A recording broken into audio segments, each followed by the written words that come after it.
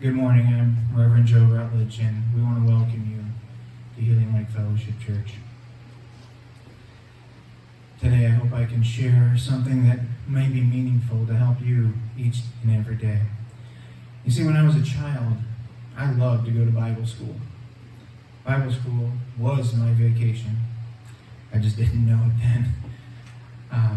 But we'd sing this song, and I was impressed with this song when I said, Lord, what can I give? What can I share today? And there was a song with a lyric that says, seek and you will find, knock and the door shall open, ask and it shall be given, and his love comes trickling down. And I remember singing that, and we would have our hands in the air and we'd fall to the ground, and then I loved it. And it is a Bible verse, so it's in Luke 11, 1 to 13. It's also in Matthew. It's a feel-good song with sound, simple advice. And January is often a time when we think about resolutions and new beginnings. But the truth is, we can't think in terms of years, we have to think in terms of days. Because each day is a new beginning. If you think of each day as a new beginning, it doesn't matter the mistakes we made yesterday. It doesn't matter. We'll get through it. Last session, Ryan talked about his challenge with fear in the future and how he has made better choices, and he used his choices to help him move forward through the fear. And today I want you to think about, don't worry about the mistakes. It's in day-type compartments. It's just today. Tomorrow's a new day.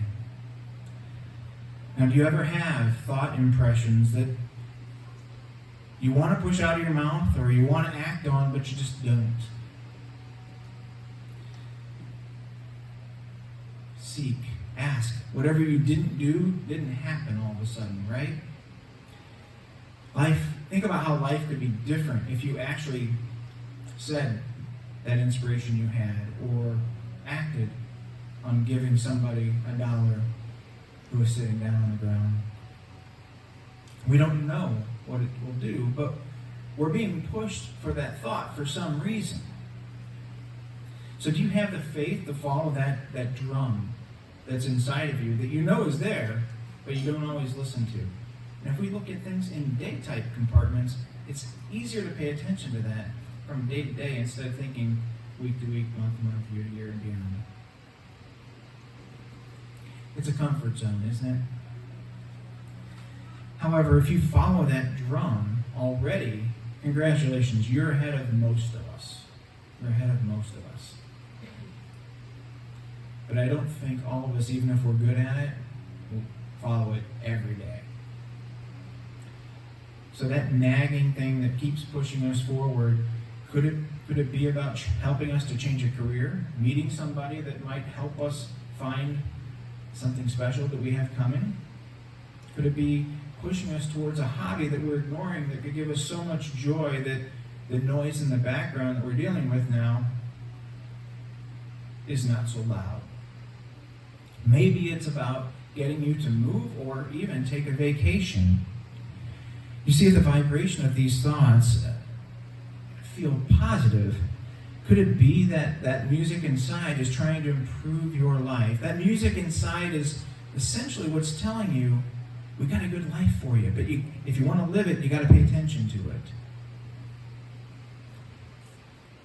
So whether it's a drum, the music, you got to move forward. It's trying to move you towards your soul's goal, right? One thing we aren't privileged to know is why we came down on earth right now.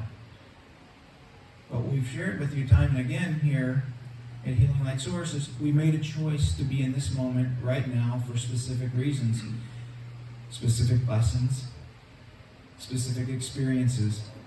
And while we aren't privileged to know it, that thought in the back of your head is probably what's trying to push you forward towards that experience we're supposed to have.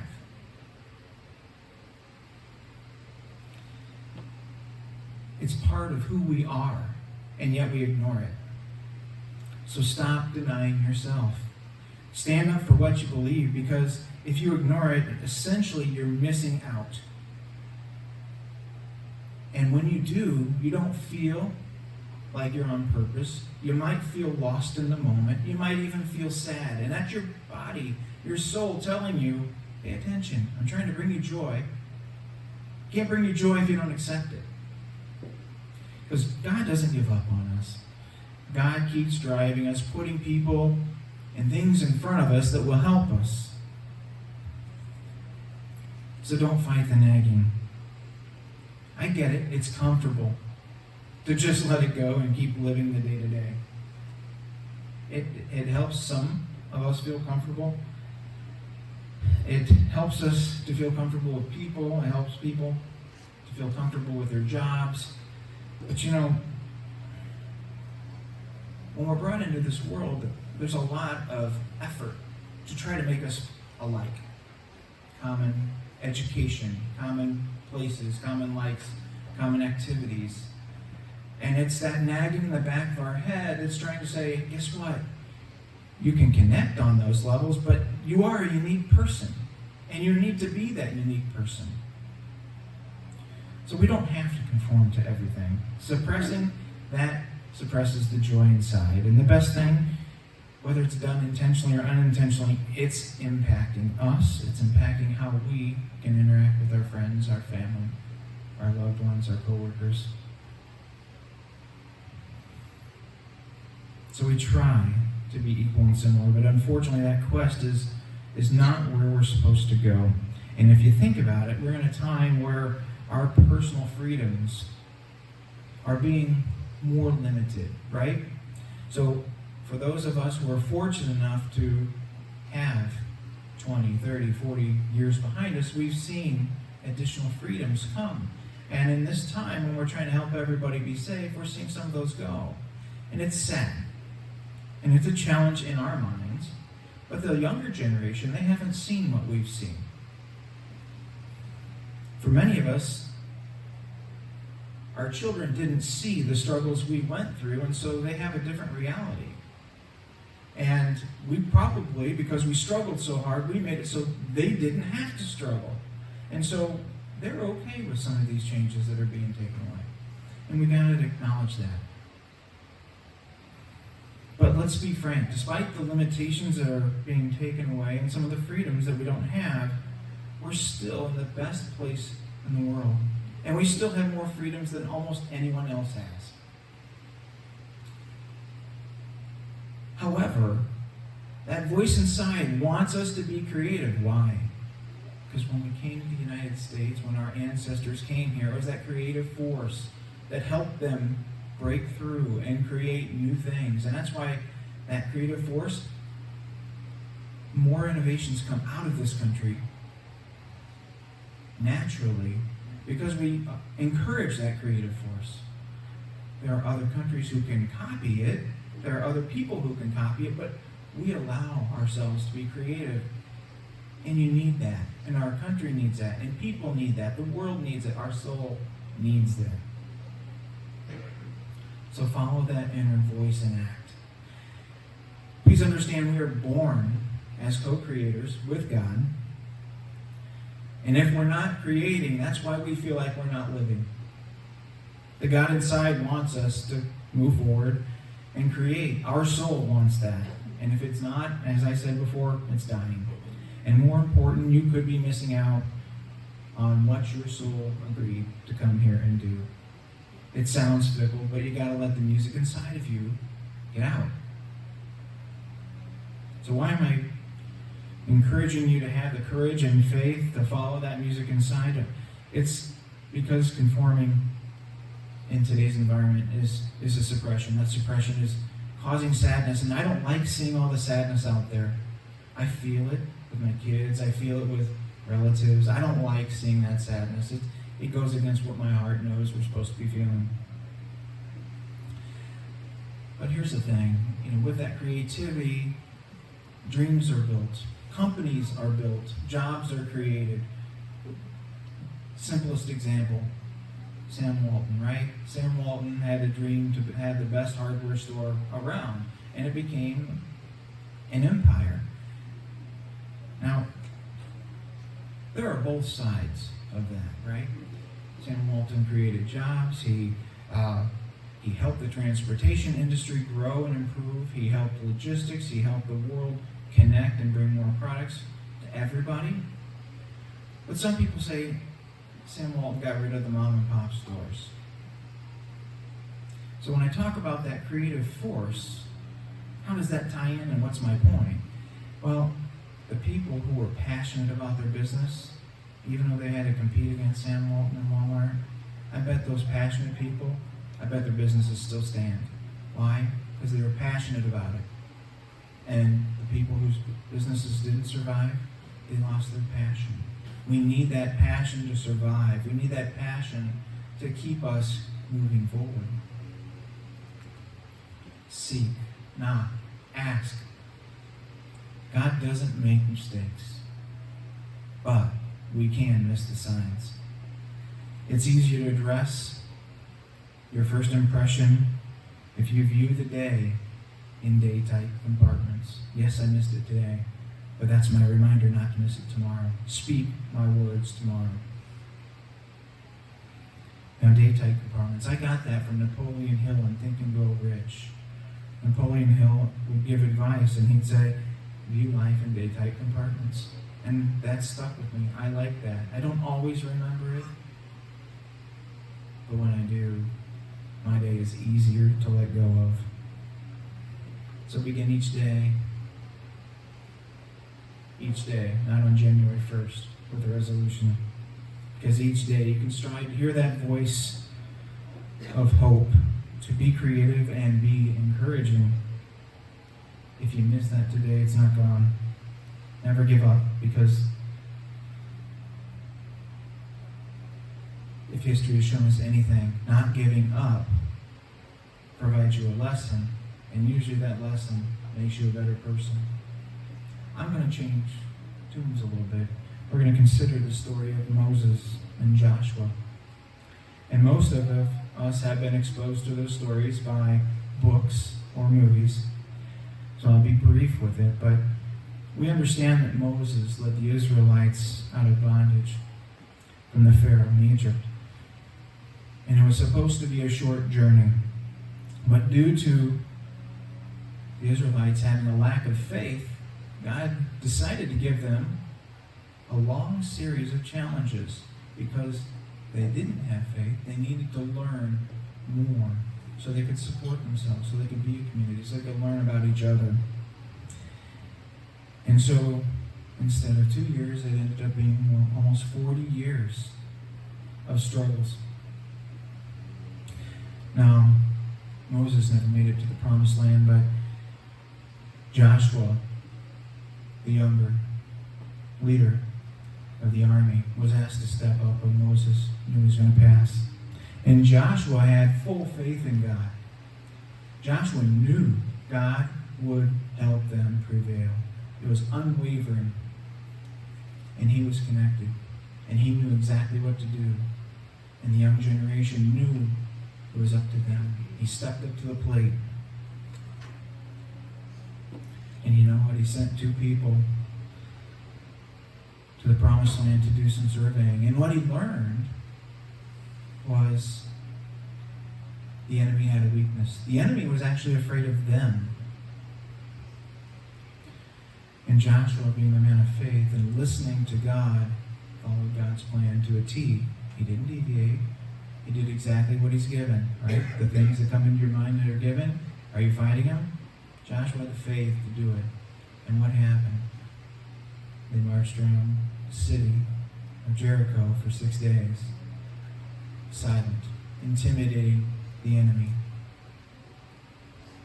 Only the trumpets would be sounded. And on the 7th day, they did the same thing. But on the 7th day, all the Israelites were told, scream as loud as you can. And they did. And God magnified their voices. And the walls came tumbling down. And it was the start of their new destiny, their new journey. They finally made it to the promised land because they had faith. It took a long time. It took failures to get there. And we're going to have failures. But they got there. They found their faith again. and we can find our faith again if we need it, or we can just bring our voice back if we need it.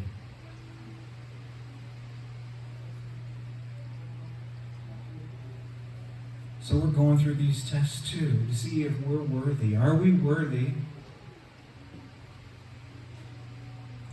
And Joshua, like I said, he accomplished what Moses could not. And I compare those journeys because the lessons of the Israelites are not unlike our spiritual journey. Our spiritual journey probably started as an unknown, and then we got fired up, and we came to church, and we wanted to learn it, and then we went to classes and we learned more. But then we got stuck in our days. And we got asked to follow some principles. And we stepped aside. We didn't follow them, so we got a lesson. We got to learn a little bit more. And we continue to do it. But I suggest if we get back into our day-type compartments, that journey and overcoming that obstacle is not as big. And if you miss it, it doesn't hurt as much. It doesn't need to take us 10 or 20 or 30 years to fight our battles. The music inside is trying to get us to our spiritual finish line, our spiritual promised land. The question is, are we going to listen to it? Are we going to allow it to help us bring the fruits of labor that our soul made a journey to accomplish? If not, our soul gets to do it again another time. If we succeed this time, we'll have another fun lesson to tackle. So, what am I saying? Often, at the last minute, we hold back from that thought or that point we want to make. Or we hold off on that action. And in that moment of hesitation, we're probably changing our life or prolonging a lesson.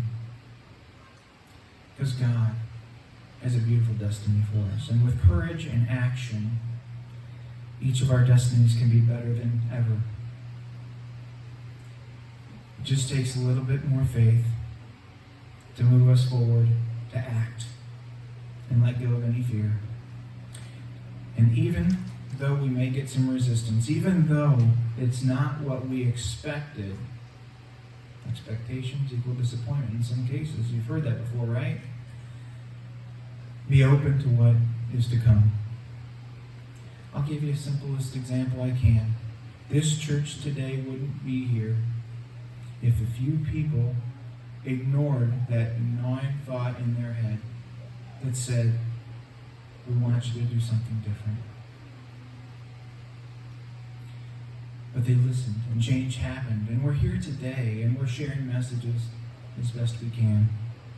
And the universe wanted us to be here so that we could help others. So I'm glad you're here. It feels right, it feels good to have and see your faces on the first and third Sundays. We need to stay in the positive. We need to have faith, because faith is actually an accelerator to our heart's desire, to our soul's path. And faith with action is going to foster